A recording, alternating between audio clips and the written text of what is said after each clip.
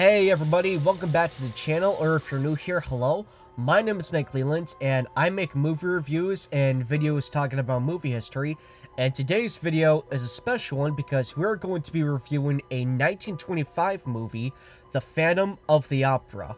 Based on Gaston Leroux's novel and directed by Rupert Julian, it's the classic story of an opera house that's victim to a mysterious phantom played by Lon Chaney Sr., along with Mary Philbin and Norman Carey as the love interests Christine and Raoul. This is one of the most influential movies from the silent era and easily one of the most popular. Even if you've never seen a silent film before, chances are you've at least seen people talk about it online or see it mentioned in history books or movie magazines. The main appeal for movies like this, for me at least, is its historical significance. There's something magical about watching movies from the 20s or earlier on because it's the closest we can get to actually experiencing this time period. Another example of this would be F.W. Murnau's Nosferatu. While there's still places that were filmed that we can still visit, like Orlok's Castle that was filmed in Slovakia, much of the streets and villages that were filmed in that film no longer exist, both due to natural changes over time and the bombings of World War II. Likewise, the opera house that was built for the Phantom of the Opera was demolished back in 2014, after being used in countless Universal films for almost 90 years straight. They just got rid of it for seemingly no reason. At least that's my understanding. If there's anyone who knows more about why they actually tore it down, I'd be very grateful to hear your voice in the comments. So it's breathtaking, to say the least, to watch one of Hollywood's most beautiful sets when it was originally used. The other main appeal of this movie was Lon Chaney Sr. For those who don't know, he was one of the most popular character actors from the silent era. He was raised by deaf parents and had a good career on the stage before transitioning to film, so he had an upper hand on most of his fellow actors since he knew how to communicate without words, with this arguably being his most iconic role. It's one of those performances that's a classic trademark in his career. What I mean is, his roles, no matter how diverse, always had in common you both feeling afraid and sorry for the role he was in.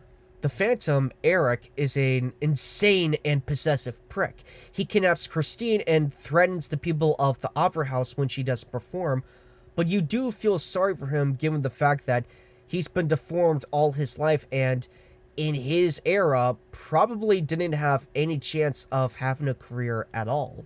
This also ties into Chaney's equally legendary skills in the makeup department. He was an actor who could blend into anything he did, to the point where he was dubbed during his day and by the history books as the Man of 1,000 Faces. For this movie, he used wires, putty, and cotton to pull his nose back and make his face look closer to a skull. And fun fact, this makeup was actually so breathtaking back then that no photographs were allowed before the movie's release. Loads of people, including Forrest Ackerman and Ray Bradbury, have told stories of seeing this film for the first time in theaters and being scared straight. Now, he wasn't the only great performance in this film, of course. You've got Norman Carey and Mary Philbin as the love interests, Raoul and Christine, Carey being a strong leading man in the likes of Douglas Fairbanks, and Philbin being an actress who was childhood friends with Carl Laemmle, who was the niece of Universal Studios founder Carl Laemmle. They were among the many actors who were big hits in their day and gave great performances, but quickly vanished once talking pictures began.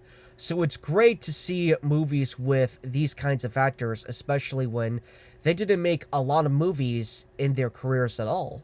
Carey nails the lovesick Raoul and the determination to uncover the mystery of the Phantom, especially when Christine gets entangled into it. And Philbin nails the shy but talented singer who's frightened but intrigued by the mystery man below the opera house, while also being in love with Raoul. It's a classic Beauty and the Beast style story that struck a chord with audiences of the 1920s. It's one of the main silent movies I'd recommend to someone if they've never seen one before. In terms of horror, Cabinet of Dr. Caligari, Nosferatu, and Phantom of the Opera are the main essentials, in my opinion at least. It's one of those films that means so much to film buffs like me, because like most of the films of the silent era, this was one of those that could have easily been lost to time. But thanks to restorations of fans of these films, we're able to at least see reconstructions of what this kind of movie originally was back when it was released in 1925. So to conclude, it's amazing. It's a movie that turns 100 years old this year, and it's got fantastic performances, and it's a beautiful set-designed one that I highly recommend for people to check out if they want to get into silent movies. Before I go, I want to thank you very much for watching my review of the Phantom of the Opera. If you enjoyed it, again, thank you very much for watching this video, and please be sure to hit the thumbs up button and subscribe so you can stay up to date with future movie reviews and movie history content. And if you have seen this movie, please be sure to let me know your thoughts of it in the comments below. And until next time, my name is Nik Leland. Thank you so much for watching this video, and I hope you have a great day.